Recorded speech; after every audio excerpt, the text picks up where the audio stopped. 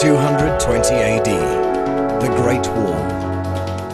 1420, the Forbidden City.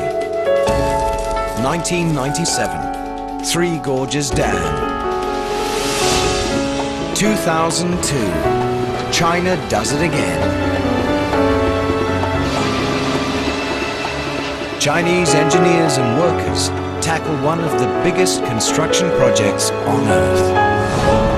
In the middle of the ocean. The biggest possible piece of infrastructure that they could possibly build. Welcome to Yangshan, on track to become the biggest deep-water port ever built. A 20-kilometer quay with 50 berths, over 30 kilometers out to sea. Linked to China by the world's second longest ocean bridge, where massive cranes, a cutting-edge control system, and some very, very focused personnel are already shattering records for loading and unloading gigantic container ships, battling for supremacy in the world's biggest import-export trade. And Yangshan's not even close to being finished.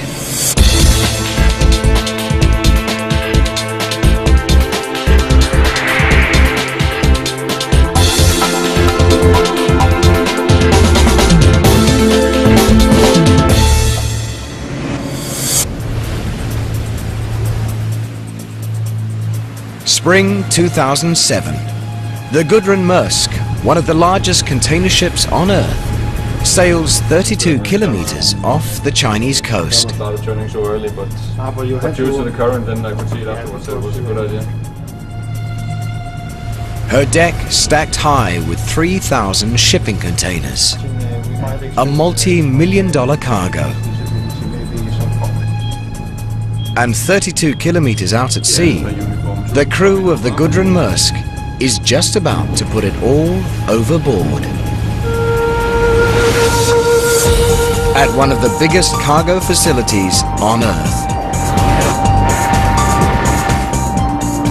The Yangshan Deepwater Container Port. It'll be years before this megaport is finished, but Yangshan's docks are already over 3 kilometers long. On those docks, some of the world's biggest and brawniest cranes, high-tech trucks, one of the most advanced control systems at any container port, and some of the best container port operators in the business are getting ready for the Gudrun Maersk. They'll have a good day's work ahead of them, and they'll have less than a day to do it. From the moment this giant ship docks, they'll have just 20 hours to unload her 3,000 shipping containers and load her up with 2,000 more. Then they'll have to move the 3,000 unloaded containers to the mainland, over 32 kilometers of open sea. And there's no room for error. Every ship, every day, Yangshan's battling powerful rivals for supremacy in a billion-dollar business.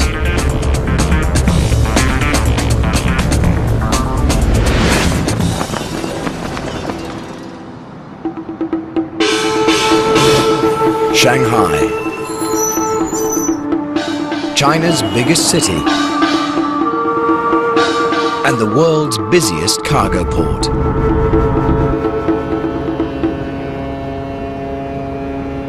In the 21st century, China's export-import trade's exploding by nearly 30% per year.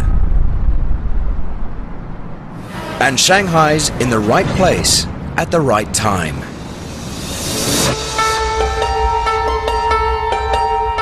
Located about halfway down the Chinese coast, right at the point where the Yangtze, the world's third largest river, empties into the sea.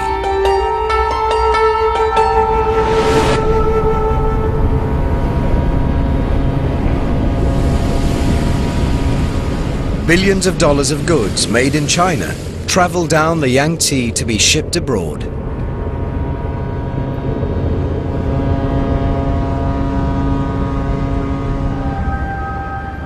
In 2001, that was 300 million tons of cargo. By 2005, it was nearly 800 million.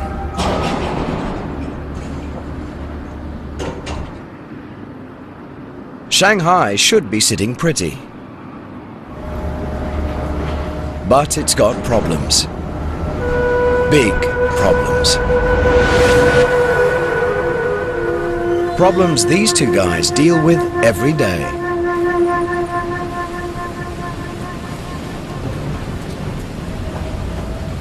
Wu Jiangwen and Jiang Wei are Shanghai harbor pilots.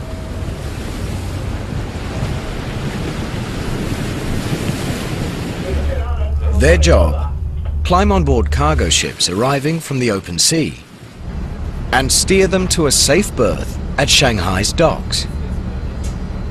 And that's even harder than you think. The color of the sea reveals why. Muddy brown, the color of a river.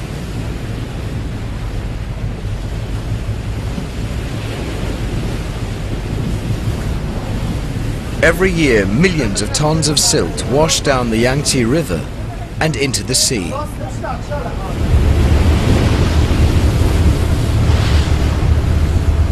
Where the Yangtze meets the ocean, all that silt piles up in sandbars.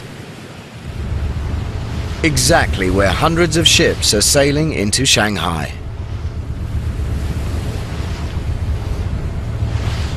At low tide, the silted up entrance to the world's busiest cargo port is only 7 meters deep. And in today's world, any ship that can clear 7 meters is a mere rowboat. The biggest ships that come into Shanghai need 12 meters water depth. So they are very dependent on high tide.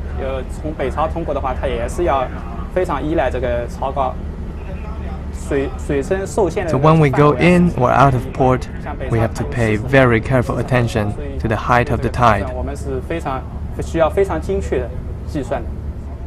Today's vessel needs only 8 meters depth. It cleared the sandbars at high tide. But that doesn't mean Wu Jiangwen and Jiang Wei are having a nice day. They look relaxed, but they know their problems are just beginning. Because Shanghai's aquatic arteries are seriously clogged with more than just silt. Their ship's now entering the Huangpu, a smaller river that runs through Shanghai. And they're about to steer it through one of the worst maritime traffic jams on Earth. Normally, we'll have more than 100 ships coming into the river mouth and another 100 ships going out over 24 hours. And that's just the big ships over 5,000 tons. I'm not even counting the smaller ones. It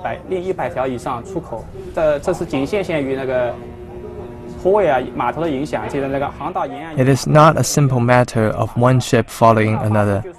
There are ports all along the river. Ships have to cut across traffic, so there is a lot of risk. Shipping expert Matthew Flynn compares sailing up the Huangpu to commuting to work in the middle of the Indianapolis 500. It's probably one of the most exciting and memorable journeys that any ship captain can make. That doesn't mean that he's looking forward to it. It's probably the most challenging port entrance there is in Asia. And believe it or not, there's more. If you measure the Huangpu River bank to bank, it's 400 meters wide. But our two pilots know they're working with a lot less. The navigable waterway, the waterway that's deep enough, is fewer than 300 meters wide. In some places, is only a bit more than 200 meters. And that worries Shanghai pilots, because a moving ship needs a distance 3 to 5 times its length to turn around. To avoid a collision, a 100-meter-long ship will need 300 to 500 meters. And on the Huangpu, it isn't going to get it. For instance, the ship we're on today is 145 meters long. So when it comes into the river, it can't turn itself around. And ships don't have brakes like cars do. If you slow a ship down to avoid a collision, you can't steer it. It would just drift out of control. So if there is an emergency, there is nothing I can do. That's why everybody's glad when the tugboats finally take over and push the ship into the dock.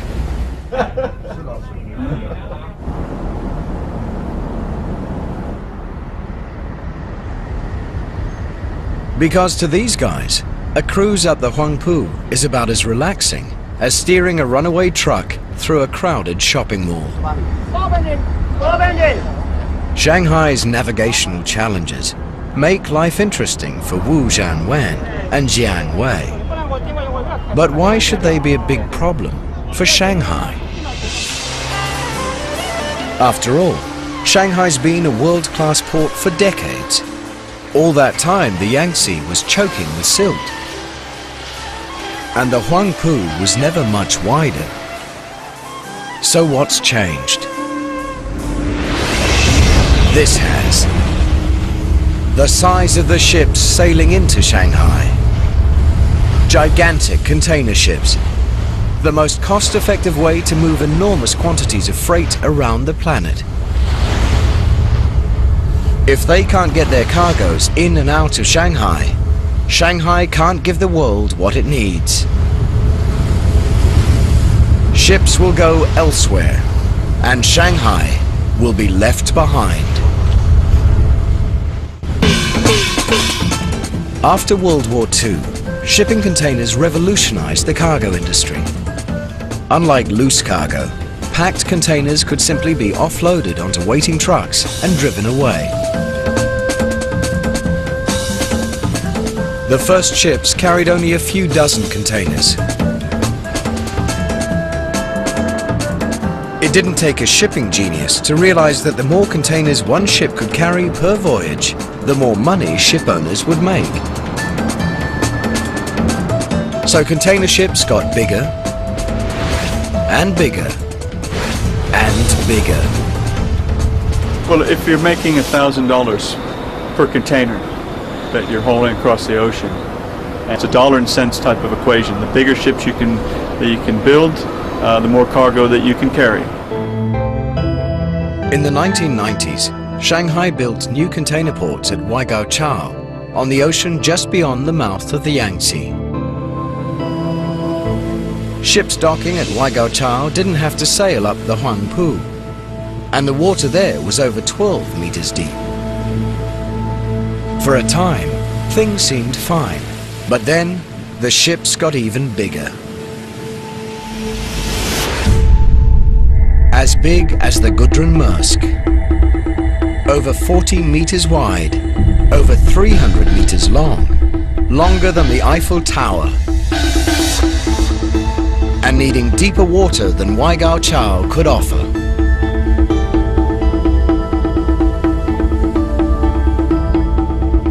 Even at 12.5 meters, that's not really deep enough for the biggest ships. We're talking 9,000, 10,000, 13,000 TEU container ships.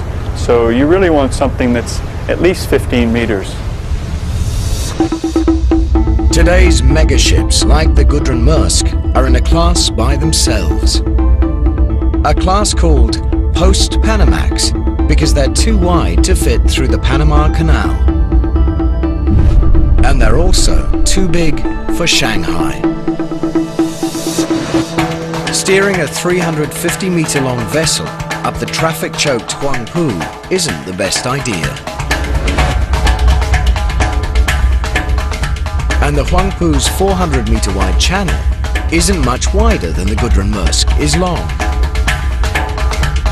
Turning would be a nightmare. And in the early 1990s, Shanghai gave the world's biggest ships something else to worry about. 2 suspension bridges spanning the Huangpu. 那个地方它就是要过一座大桥，那个大桥的那个 If a big ship came in, it could not pass under the Huangpu Bridge. Only ships of 48 meters tall or under can pass under that bridge. 但是它当时就超过了48米。 In the 21st century, 30% of the world's shipping containers were traveling on post-Panamax vessels.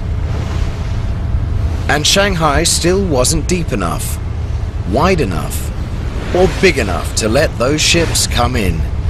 Problems competing ports like Hong Kong and Singapore didn't have. As China's economy exploded, everyone wanted a piece of the action. Shanghai couldn't handle the business, it would have gone elsewhere. 2002, Shanghai's leaders rolled the dice on a bold solution. At a place called Yangshan, 32 kilometers offshore, where the water was 15 to 20 meters deep.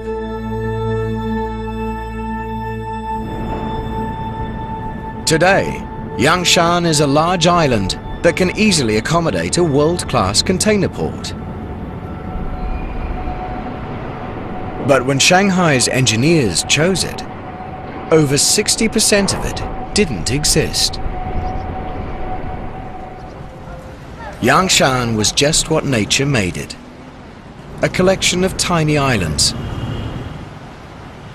with no room for anything but a fishing village. Engineers considered creating flat land by leveling the hills, but decided against destroying Yangshan's natural topography.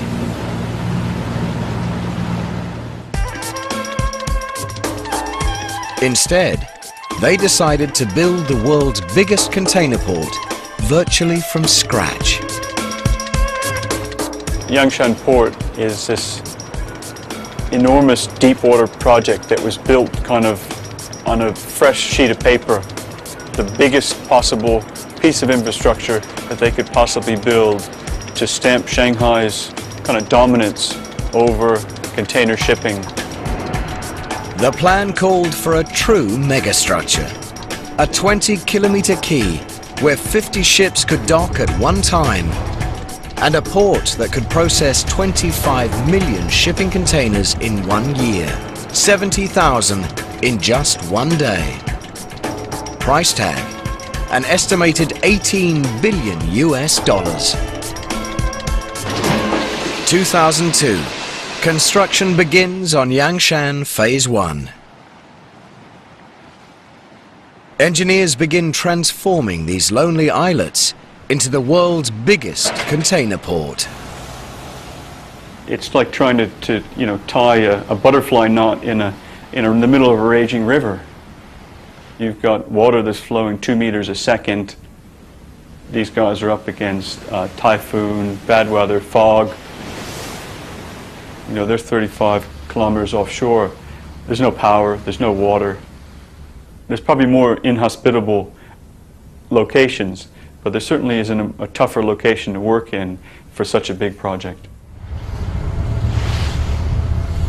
Failure is not an option, and neither is delay. Shanghai's container traffic is growing by 30% every year. To build Yangshan, engineers must create an artificial island with a 10 square kilometer port, bigger than 20,000 basketball courts, in ocean 15 meters deep. And that will take thousands of millions of cubic meters of soil. How do you get it? Enter the Sea Dragon, the mega dredge. Built in the Netherlands to clear Shanghai's monumental silt, this is a dredge like no other. When the Sea Dragon swings into action, you can see how it got its name. Its two massive suction arms bear an uncanny resemblance to monsters of the deep.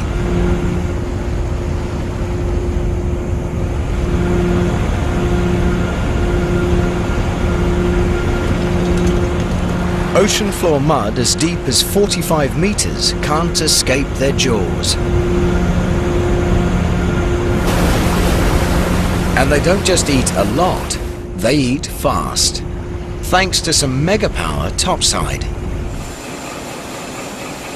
In the belly of this beast, two turbocharged 12-cylinder diesel engines generate 9,000 kilowatts of power each. With that kind of power, the Sea Dragon only needs to pump 1 hour to fill its hopper with mud. In China, 8 is a lucky number, so the Sea Dragon's hopper holds 12,888 cubic meters. That's over 200,000 kegs of beer. Once the hopper's full, two gigantic pumps drain the water from over 12,000 cubic meters of mud.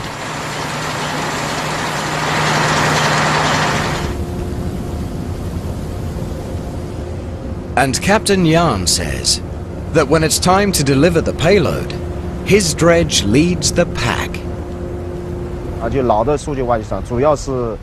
Older ships can only dump sand, but the Sea Dragon can blow or spray it. That gives it a real advantage over other ships on the construction site. The Sea Dragon worked almost a full year just to build Phase 1. Dumping 3,000 million cubic meters of mud. Enough to fill over 1 million Olympic swimming pools. Growing a man-made island in ocean over 15 meters deep.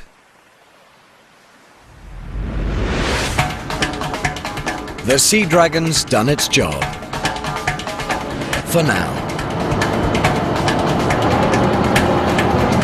But there are still 2 more phases of Yangshan to build.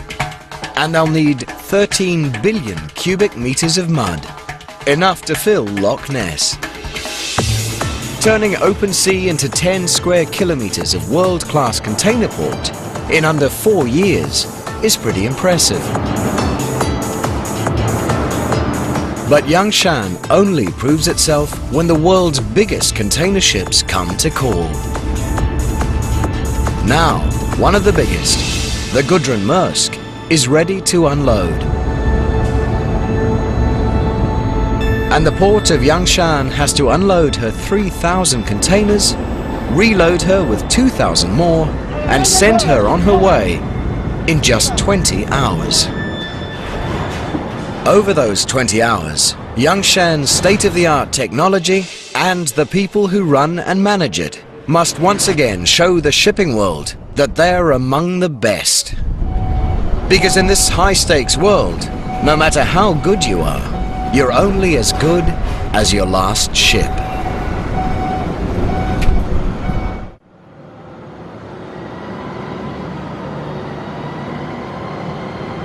noon. Unloading the Gudrun Maersk begins. 3,000 shipping containers in less than 20 hours. Every hour behind schedule costs thousands of dollars.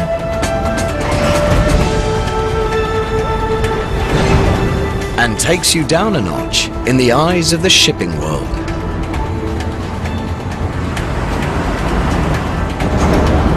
Only the best can pull this off. And Yangshan Deepwater Port has 13 of them. The STS-40 ship-to-shore crane, 50 meters high. That's as tall as the fabled Godzilla.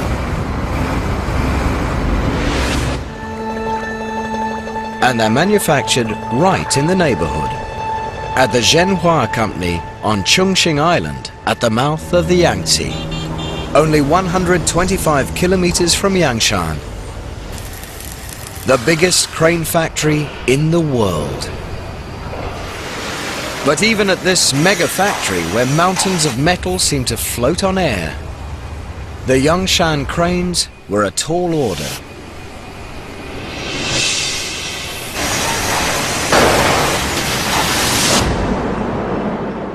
Most container cranes can lift one 40-foot container at a time, or two 20-foot ones. Yangshan needed cranes that could lift twice that many, and stand tall enough to reach them from atop the world's biggest ships. And it needed 13 of them. General Manager Lu Hanzhong recalls the excitement of winning the Yangshan contract and the anxiety of fulfilling it. Designing and manufacturing cranes this big was a challenge for us, because ships are getting bigger and higher. Cranes have to be bigger too. We couldn't simply make one of our smaller cranes twice as big. That crane would have been far too heavy to build. We needed to change the design of the whole structure. But one of the toughest challenges to giving Yangshan its super cranes wasn't building them. When they arrive at container ports, new cranes can need up to 6 months reassembly before they are ready to operate. But not Zhenhua's cranes. They come with no assembly required. Shipped around the world on Zhenhua's specially modified freighters. But Zhenhua's ships had never transported cranes as tall and heavy as the ones ordered by Yangshan. The cranes couldn't be any shorter or lighter, or Yangshan wouldn't beat its competition. There was only one option: solve the problem. We successfully designed a bigger crane which doesn't add much to its own weight, but can still do the job it's designed to do. And we designed them so they can lower their height while they're being transported. Problem solved. Cranes designed, built, and delivered. Now they're putting Yangshan ahead of the pack. Most container port cranes can handle about 30 containers an hour. Yangshan's cranes can handle more than 50. Thanks to crane drivers like Zhang Yi, who have made a commitment to being the best. The difficulty we have to conquer is we work on night and day shifts rather than normal working hours, so that we have to sacrifice a bit, personal life-wise. I mean, we cannot just go drinking and have fun as much as we want to. We have to make sure we rest well before we come to work. Driving a container port crane is like fishing for a prize in a carnival game. Except the prize weighs 2.5 tons, and that's empty.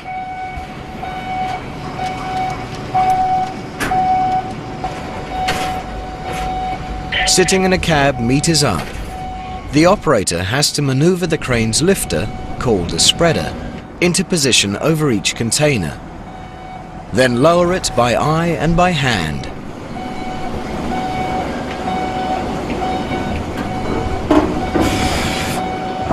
When the spreader's in place, he triggers the spreader's automated locks that grip the container and hoists it up and over the deck onto the dock below, lining it up precisely with the truck that will carry it away. And then do it again, and again, and again. And if you think unloading is tough, try loading. To load a ship, a crane operator has to position a 20-foot container onto pins on deck. and slide it precisely into grooves built into the cargo hold, so containers won't move at sea. That's like trying to set an elephant down on a coin from 50 meters up.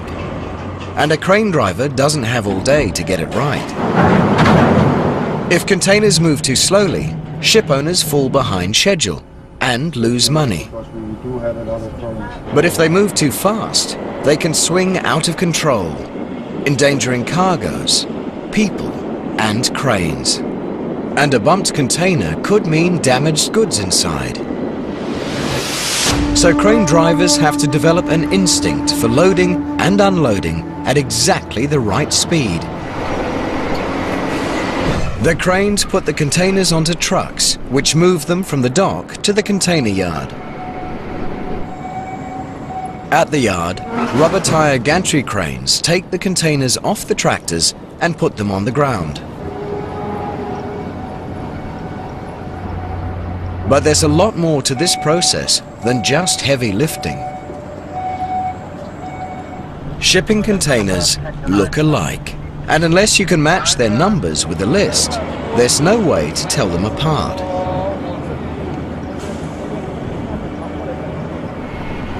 From the moment they leave the Gudrun Maersk, 3,000 containers have to be precisely tracked.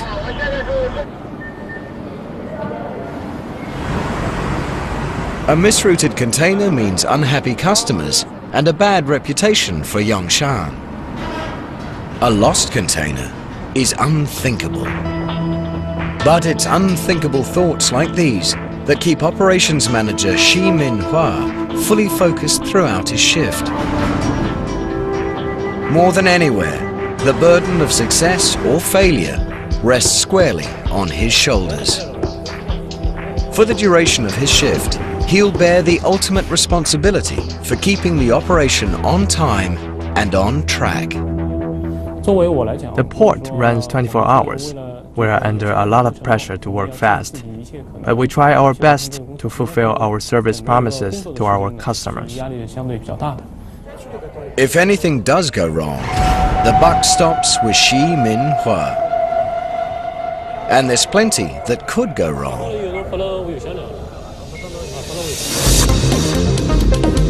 Before a ship sails, the shipping company's computers analyze the contents and destinations of its several thousand containers and assign every container a specific place on board. The first port containers are the ones on top, and the last port's containers are on the bottom. It's a pretty complex mathematical equation. If port operators make a mistake or fall behind schedule, they might have to ask permission to load containers in places other than the ones the computer assigned them. And that's not a question a ship's captain wants to hear. Containers loaded in the wrong places will confuse unloading in the next port. Badly loaded containers could make the ship unstable on the open sea. And Yangshan's competitors, Hong Kong and Singapore, each handle over 20 million containers a year with an error rate of less than 1%. All good reasons why no one at Yangshan wants to rock the boat.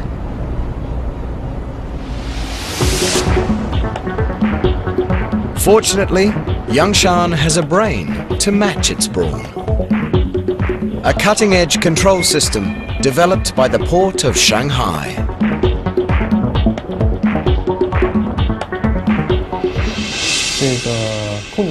The operation control room has a highly developed CCTV supervising system,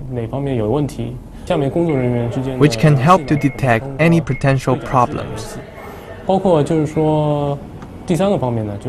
We communicate through walkie-talkie. There are laptop computers on the wharf that receive a detailed operation plan delivered by the computer system.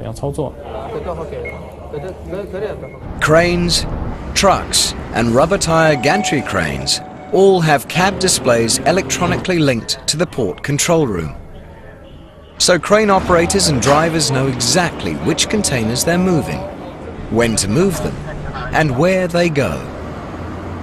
The trucks receive wireless orders from the computer terminal in the operation control room. Portable mini computers in the trucks display instructions on what to do and where to go. The trucks we use here are some of the best. They're equipped to transport containers on the left and the right. And the driver's cab has windows on 3 sides, which allows the driver to see a lot more.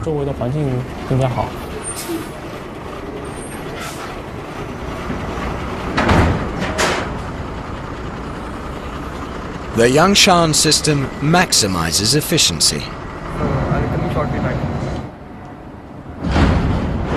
Sending ship after ship back to sea on schedule. Making crews and owners happy. So they're trying to sail at a specific time to meet a berthing window at another port down the road. Delays are just not acceptable. The unloading and loading goes on all night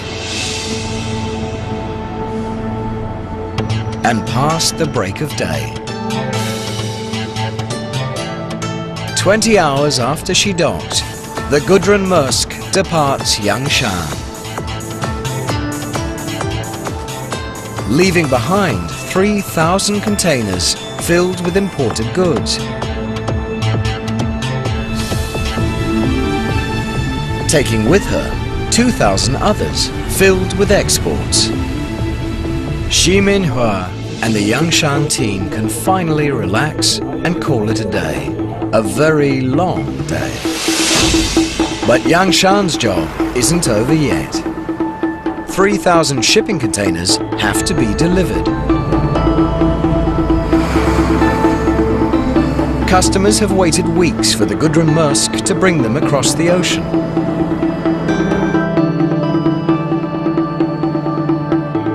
And now they're sitting on an island 32 kilometers out to sea. To compete with other world-class container ports, Yangshan must move over 20 million shipping containers per year. But how do you maintain your competitive edge when you're on an island in the middle of the ocean? You build another megastructure. The Donghai Bridge. 6 lanes wide and 32 kilometers long. More than 12 times longer than the Golden Gate Bridge. The second longest ocean-spanning bridge in the world. The longest is just 80 kilometers to the west, spanning Hangzhou Bay. Building a bridge this long on land would be tough. Building it over the open sea is a logistical nightmare. It's not like you're a steel worker building a skyscraper.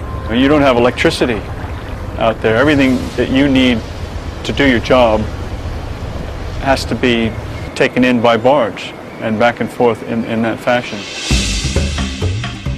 Just designing the Donghai Bridge was a mega challenge. It had to be wide enough for 6 lanes of truck traffic, high enough to let some of the world's biggest ships sail underneath, and strong enough to withstand all that nature would routinely throw at it. Typhoons every summer, currents ripping past at 2 meters per second, 6-meter waves. And that's just on the surface. From the mainland to Yangshan Islands, the seabed can vary in depth from 10 to 30 meters. And it's nothing but soft, unstable mud. Not a good foundation for 6 lanes of concrete highway, vibrating with heavily laden trucks. In cyberspace, engineers tested their bridge designs every way they could. with waves, winds, truck accidents and colliding megaships to discover which design would best survive. In the end, they chose not one design, but two. Most of Donghai is a box girder bridge made of over 600 concrete spans. The longest spans are the length of 4 volleyball courts. But in 2 places, it becomes a cable-stayed suspension bridge, with one span rising high enough to let ships pass underneath. And it spans the waters in a graceful S-curve, so ships passing under it can sail at angles to strong ocean currents.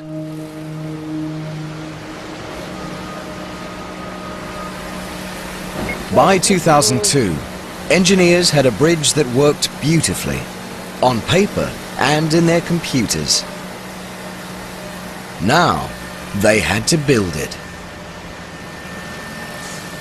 First challenge: anchor kilometers of concrete in waterlogged mud, firmly enough to stand up in a typhoon. Engineers drove over 6,000 foundation piles into the sea floor, positioning them with GPS and 7 satellites within a 3 to 5 millimeter accuracy.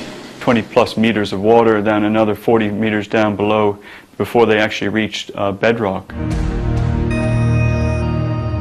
Next problem: how to build 600 concrete spans, some weighing over 2,000 tons. In the middle of a sea so rough, construction's possible only 6 months of the year. The solution was not to even try. Instead, the Donghai's builders pre-built its massive spans on land and towed them out to sea. I mean, it would be craziness to try to build the bridge, you know, piece by piece in that position. And they had to actually, in the middle of the process, you know, actually construct this new barge with 1,600 ton lifting capacity to move these bridge sections into position. From start to finish, nothing was routine about building Donghai Bridge, including the workers' lives. As construction moved further out to sea, massive bridge pilings did double duty as dormitories. On 10 December 2005, 42 months after construction began, the Donghai Bridge opened to traffic.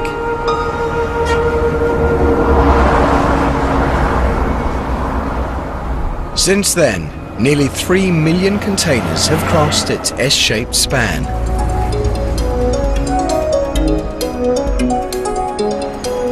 Under the watchful eyes of bridge operators. From this high-tech control room, they miss nothing that happens on, over, and under the world's second longest ocean bridge. Their eyes, some 80 surveillance cameras placed along its 32-kilometer length. Electronic eyes that never close. And for good reason. The Donghai Bridge is a triumph of engineering over nature.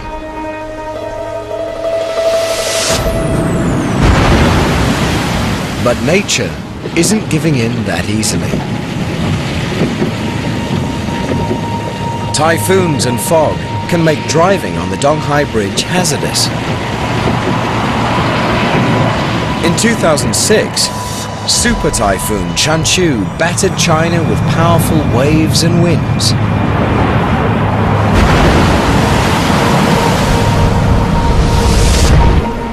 The bridge stood its ground. And by mid-2007, Yangshan had moved Shanghai from world's 3rd biggest container port to number 2. Only 1 million containers behind its rival Singapore. When it's completed in the year 2020, Yangshan Island will be the world's biggest container port. Its wharves stretching an awesome 20 kilometers, with berths for 50 ships, capable of handling 25 million shipping containers a year. No city has ever achieved what Shanghai has done with the Yangshan Deepwater Port. It was a tremendously visionary project. For the city fathers of Shanghai to actually create this over such a short time frame was tremendously far-sighted. It's a very emotional issue, I think, for everyone, from the guy in the street, you know, to the city leadership, to the country leadership. They all know that, you know, Shanghai is the #1 port in China, will be the largest container port in the world. And, you know, that's something that you don't see in Europe or the United States.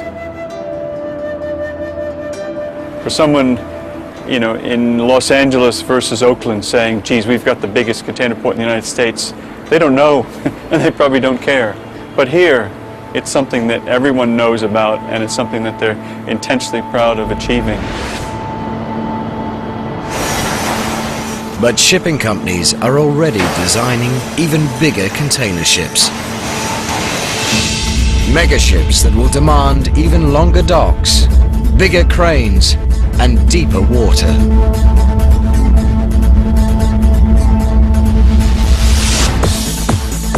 The biggest container port ever built may someday be just the first phase of an even bigger one.